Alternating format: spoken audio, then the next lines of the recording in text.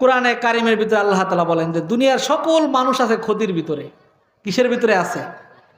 আল্লাহ তাআলা বলেন ইন্নাল ইনসানা লাফি খুসর, দুনিয়ার ভিতরে যত মানুষ রয়েছে সকল মানুষ ক্ষতির ভিতরে আছে, লাভের ভিতরে নাই।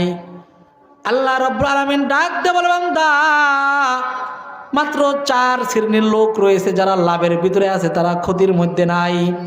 কয় 1 নাম্বার হইল ইল্লাল্লাযীনা আমানু, যারা ঈমান আনবে তারা লাভের ভিতরে থাকবে। ওয়া আমিলুস সলিহাত, যারা আমলে সলেহা করবে তারা লাভের ভিতরে থাকবে।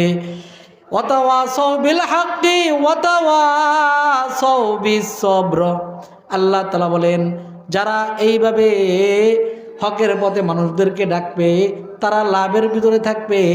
এরপরে যারা হকের পথে আসার পরে তাদের প্রতি জুলুম অত্যাচার শুরু হয়ে যাবে, তারা যদি ধৈর্য ধারণ করতে পারে তারাও লাভের মধ্যে থাকবে। সুবহানাল্লাহ।